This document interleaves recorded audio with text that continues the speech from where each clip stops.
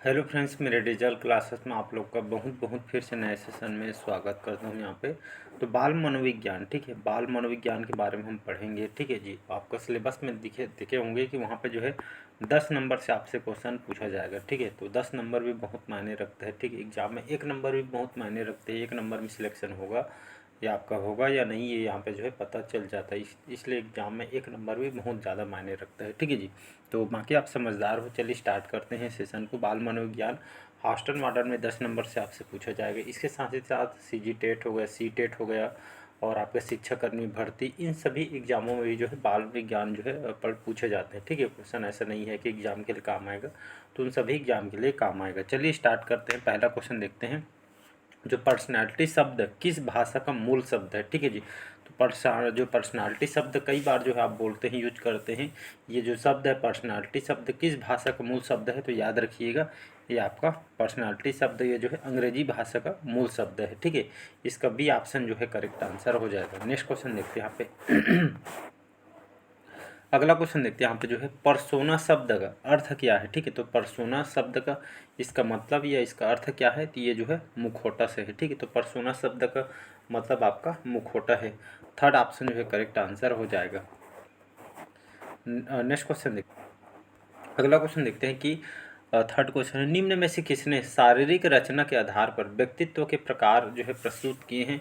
Terman, क्रैस्मर, Jung या आपके burner. तो जो मनोवैज्ञानिक जो है क्रैस्मर, इन्होंने जो है शारीरिक रचना के आधार पर व्यक्तित्व के जो है प्रकार जो इन्होंने प्रस्तुत किए हैं।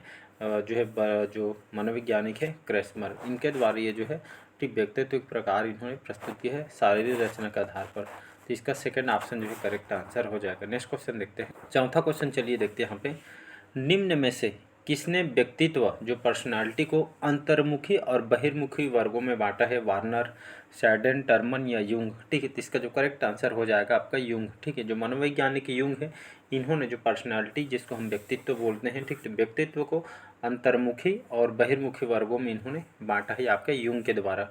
चौथा ऑप्शन जो है करेक्ट आंसर हो जाएगा। नेक्स्ट क्वेश्चन देखते हैं यहाँ पे।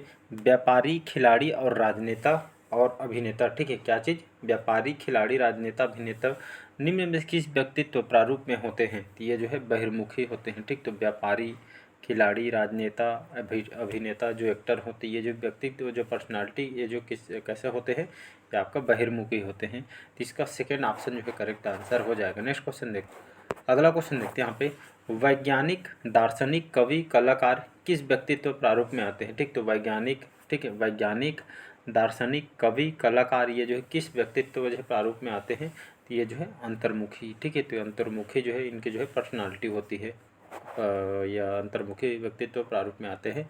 फर्स्ट ऑप्शन करेक्ट आंसर हो जाएगा। अगला क्वेश्चन देखते हैं यहाँ पे। विद्यालय में बालक के व्यक्तित्व पर सबसे अधिक प्रभाव किसका पड़ता है। अध्यापक का, सहपाठी का, क्रीड़ा समूह का या पाठ्यक्रम का, ठीक है। तो विद्यालय में बालक के जो व्यक्तित्व पर सबसे जो अधिक प्रभाव किसका पड़ता है, तो ये आपका जो है क्रीड़ा समूह का जो है प्रभाव पड़ता है, ठीक है। थर्ड ऑप्शन जो है करेक्ट आंसर हो जाएगा। अगला क्वेश्चन देखते हैं। अगला क्वेश्चन चलिए देखते हैं आठवां क्वेश्चन की व्यक्तित्व जो पर्सनालिटी का सियाही धब्बा परीक्षण निम्न में से किसकी देन है। फ्रायड, हरमन, रोर्सा, वुडवर्थ या मन, ठीक है। तो हरमन जो रोर्सा है, इन्हीं के द्वारा जो है व्यक्तित्व को जो सियाही जो धब्बा जो परीक्षण है, ये जो है इन्हीं के देन है, ठीक है। यह जो व्यक्तित्व के जो सियाही के धब्बा का जो परीक्षण किसकी देन है, तो हरमन रोड्स, इन्होंने ये जो है इसका जो है मतलब जो परीक्षण का जो है देन इन्हीं को कहा जाता है, ठीक है। ये जो है इन्होंने जो है परीक्षण का जो है विश्लेषण इन्होंने किया था। अगला क्वेश्चन है। अगला क्वेश्चन है नौवां को जो है स्पैंगर, स्पैंगर ने व्यक्तित्व परीक्षण को कितने भागों में बांटा है, याद रखिएगा। तो स्पैंगर ने व्यक्तित्व जो पर्सनालिटी की जो परीक्षण है, ये जो है 6 भागों में इसको बांटा गया है। तो इसका फर्स्ट ऑप्शन जो है करेक्ट आंसर हो जाए। अगला और 10वां क्वेश्चन देखते हैं यहाँ पे। मनोविश्लेषण विधि के जन्मदाता कौन है, ठीक है। तो मनोविश्लेषण विधि के जन्मदाता कौन है, तो ये आपका जो है मनोवैज्ञानिक फ्रायड, ठीक है। तो मनोविश्लेषण विधि के जन्मदाता फ्रायड को कहा जाता है। सेकंड ऑप्शन जो है करेक्ट आंसर हो जाए। नेक्स्ट क्वेश्चन देखते हैं चलिए। अंतर्मुखी, अंतर्मुखी व्यक्तित्व की विशेषताएं हैं, ठीक है। तो अंतर्मुखी व्यक्तित्व के जो पर्सनालिटी की जो विशेषताएं, संदेही, संकालू, एकांतप्रिय, रहने वाली, ये जो है अंतर्मुखी व्यक्तित्व की जो विशेषताएं हैं। तो इसका फर्स्ट ऑप्शन जो है करेक्ट आंसर हो जाएगा। अगला क्वेश्चन देखते हैं। 12वां क्वेश्चन है कि व्यक्तित्व, ठीक है, जो व्यक्तित्व को, पर्सनालिटी को प्रभावित करने वाले प्रमुख घटक कौन कौन से हैं? वातावरण, प्रेरणा, एकाग्रता और योग्यता। ठीक, तो पर्सनालिटी को जो प्रभावित करने वाले प्रमुख घटक कौन से हैं? ये आपका इन्वायरमेंट है, वातावरण है। ठीक है, फर्स्ट ऑप्शन जो है करेक्ट आंसर हो जाएगा। अगला क्वेश्चन चलिए देखते हैं। आत्मकेंद्रित व्यक्ति का व्यक्तित्व कैसा होता है? बहिर्मुखी, उभयमुखी, अंतर्मुखी या उत्तम? तो आत्मकेंद्रित व्यक्ति, ठीक है, ये पर्सनालिटी उनके जो व्यक्तित्व जो कैसा होता है, ये आपका अंतर्मुखी होता है। ठीक है, थर्ड ऑप्शन जो है करेक्ट आंसर हो जाएगा। अगला क्वेश्चन देखते हैं। जो मनोवैज्ञानिक जो है फ्रायड ने सबसे अधिक बल किस मूल प्रवृत्ति पर दिया है? उन्हें जो है काम के जो प्रवृत्ति पर इन्होंने, जो बाल मनोवैज्ञानिक है, इन्हें फ्रायड ने सबसे जो अधिक बल ये जो है कौन से जो है मूल प्रवृत्ति पे दिया है? तो उन्होंने काम प्रवृत्ति पे दिया है। फर्स्ट ऑप्शन जो करेक्ट आंसर हो जाएगा। अगला क्वेश्चन देखते हैं 15 क्वेश्चन। यह करो यह न करो कौन कहता है? इदम, अहम, परम अहम या इनमें से कौन? यह करो और यह न, ये जो है न करो कौन कहता है? ये जो है परम अहम कहते हैं। थर्ड ऑप्शन जो है करेक्ट आंसर हो जाएगा। अगला क्वेश्चन है व्यक्तित्व जो पर्सनालिटी को प्रभावित करने वाले कारक कौन है? वंशानुक्रम, वातावरण या इनमें से कोई नहीं। ठीक है, तो व्यक्तित्व पर्सनालिटी को प्रभावित करने वाले कारक ये आपका वंशानुक्रम जो पीढ़ी दर पीढ़ी चलती आ रही है। इसमें एनवायरनमेंट जो वातावरण होता है पर्सनालिटी को प्रभावित करने वाले मुख्य कारक है। ठीक है, वंशानुक्रम जो पीढ़ी से पीढ़ी चलती आ रही है, और एक आपका इन्वायरमेंट जो वातावरण भी इसका जो है मेन कारक है। ठीक है जी। अचेतन मन का अध्ययन किया जाता है। ठीक है, तो अचेतन मन का अध्ययन किया जाता है मनोविश्लेषण विधियों के द्वारा। ठीक है, तो अचेतन मन का अध्ययन किसमें किया जाता है? मनोविश्लेषण विधियों के द्वारा किया जाता है। फर्स्ट ऑप्शन जो है करेक्ट आंसर हो जाएगा। अगला क्वेश्चन देखते हैं। ठीक है, समाज मिति के द्वारा अध्ययन करने से पता चलता है आचरण का, बुद्धि का, सामाजिकता का या शारीरिक स्वास्थ्य का। तो समाज मिति के द्वारा अध्ययन करने से क्या क्या पता चलता है? ये आपके जो है सामाजिकता के बारे में जो है पता चलता है। थर्ड ऑप्शन जो है करेक्ट आंसर हो।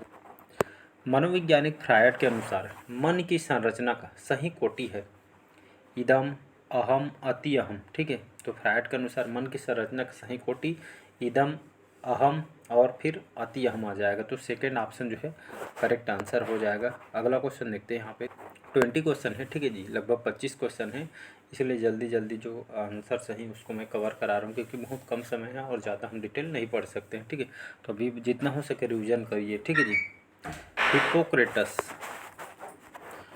हिप्पोक्रेटस, ठीक है, हिप्पोक्रेटस ने व्यक्तित्व जो पर्सनालिटी का वर्गीकरण किस आधार पे किया है? सामाजिकता, शारीरिक बनावट, संवेग, स्वभाव, काल्पनिक शक्ति और चिंतन। तो इसका जो है संवेग और स्वभाव याद रखिएगा। तो हिप्पोक्रेटस ने पर्सनालिटी का वर्गीकरण जो है किस आधार पे किया है? तो संवेग और स्वभाव पे जो है वर्गीकरण इन्होंने किया है। ठीक है जी। अगला क्वेश्चन देखो।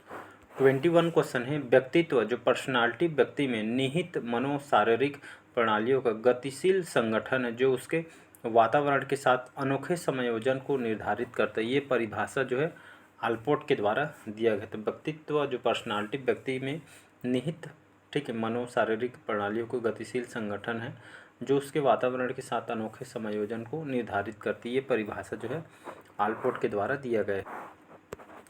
अगला क्वेश्चन है 22वां क्वेश्चन है। व्यक्तित्व जो पर्सनालिटियों के किस पहलू का संबंध मानव की क्रियाओं से है? सामाजिक पहलू, कारण संबंधी पहलू, क्रियात्मक पहलू या ज्ञानात्मक पहलू। ठीक, तो पर्सनालिटी के किस पहलू का संबंध मानव की क्रियाओं से है? तो ये जो है क्रियात्मक पहलू। ठीक है, तो क्रियात्मक जो पहलू है जो है संबंध मानव की क्रियाओं से, व्यक्तित्व के जो है पहलू का संबंध मानव की क्रियाओं से। थर्ड ऑप्शन क्रियात्मक पहलू करेक्ट आंसर हो जाएगा। चलिए अगला क्वेश्चन है 23 क्वेश्चन है कि बाल्यावस्था में, ठीक है, तो बाल्यावस्था में बालक का व्यक्तित्व होता है बहिर्मुखी, अंतर्मुखी, अभ्यमुखी या शर्मिला। तो बाल्यावस्था में बालक का व्यक्तित्व जो पर्सनालिटी कैसे होता है? ये आपका अंतर्मुखी होता है। सेकेंड ऑप्शन जो है करेक्ट आंसर हो जाएगा। अगला क्वेश्चन चलिए देखते हैं। यहाँ पे व्यक्तित्व जो पर्सनालिटी, तो व्यक्तित्व जो समाज द्वारा मान्य व अमान्य गुणों का संगठन है, ये कथन ही वारेन, रेक्स, मन या इनमें से कोई नहीं, ये आपका देसिक के द्वारा दिया गया। तो इसका जो करेक्ट आंसर हो जाएगा मनोवैज्ञानिक रेक्स। इन्होंने जो व्यक्तित्व जो समाज के द्वारा मान्य अमान्य गुणों का संगठन है, ये रेक्स द्वारा दिया गया है। चलिए आज का लास्ट क्वेश्चन देखते हैं। ठीक है जी। लास्ट क्वेश्चन है, 25वां क्वेश्चन है। हमारे मस्तिष्क का जो चेतन या जो चेतना का जो भाग होता है, ये मतलब ये जो है हमारे मस्तिष्क का जो जो चेतना का भाग कितना होता है? 1/10 भाग, 2/10 भाग, 3/10 भाग, 4/10 भाग। ठीक है, तो याद रखिए हमारे जो मस्तिष्क जो आपका ब्रेन बोलते हैं, ठीक है, ये जो मस्तिष्क का चेतन का भाग जो है 1/10 भाग होता है। ठीक है, कितना होता है? तो ये जो हमारे मस्तिष्क का जो चेतना का जो भाग यहाँ पे जो है 1/10 भाग होता है। तो फर्स्ट ऑप्शन जो है करेक्ट आंसर हो जाएगा। ठीक है, तो ये सभी जो क्वेश्चन यहाँ पे लाए जाते हैं, सभी क्वेश्चन आपके इंपॉर्टेंट होते हैं। ठीक है, सभी क्वेश्चन इंपॉर्टेंट और सिलेक्टेड क्वेश्चन होते हैं। ठीक है, तो सिलेबस में आप देखेंगे जो है बाल मनोविज्ञान, ठीक, बाल मनोविज्ञान के जो है ये आपका 10 नंबर से आपसे क्वेश्चन पूछा जाएगा। 10 नंबर एग्जाम में, 1 नंबर भी बहुत ज़्यादा इंपॉर्टेंट है। यहाँ पे बहुत सारे स्टूडेंट यहाँ पे कुछ कुछ नया भी पढ़ रहे होंगे। आपको लिए बता दूँ, आप जितना पढ़े हैं, ठीक है, शुरू से लगे आप जितना पढ़े हैं आप हो गया। ठीक है, जितना पढ़े हैं अभी तक के पढ़ लिए हैं, अब जितना हो सके। ठीक है, आज तो 10 तारीख है, मुश्किल से आपके पास 4 दिन है, तो जितना हो सके, ठीक है जी, जितना हो सके रिवीजन करिए। ठीक है, जो भी सब्जेक्ट है उसको बढ़िया बार बार रिवाइज कीजिए। ठीक है, अब जितना पढ़ना है पढ़ लिए हैं, अभी कुछ भी मेरे हिसाब से जो है कुछ भी नया मत पढ़िए, जितना हो सके रिवीजन करिए। ठीक है, जितना ज़्यादा आप रिवीजन करेंगे उतना ज़्यादा आप बेटर हो जाएंगे। ठीक है जी, और वो बार बार अभी मॉक टेस्ट लगाते रहिएगा। स्कोर देखिए कितना जा रहा है। बहुत सारे स्टूडेंट यहाँ पे मॉक टेस्ट नहीं लगाते हैं, तो मॉक टेस्ट लगाया करिए। इससे क्या होगा, आपका क्वेश्चन इंप्रूव होगा। ठीक है, आप जितना ज़्यादा क्वेश्चन लगाएंगे उतना ज़्यादा आपके लिए परफेक्ट होगा। ठीक है, तो क्वेश्चन लगाइए जितना ज़्यादा हो सके, कुछ भी नया मत पढ़िए, जितना हो सके रिवीजन करिए, रिवीजन करिए, रिवीजन। अब जितना पढ़ना है आप पढ़ लेंगे इतने समय में। ठीक है, तो अब बढ़िया रिवीजन करिएगा, बाकी आप समझदार हो। आज के सेशन में यहीं तक रखते हैं। डेली बेस पर जो है सेशन जो है अपलोड करते जा रहे हैं, तो बढ़िया देखिएगा, लाइक शेयर सब्सक्राइब कीजिएगा। Thank you.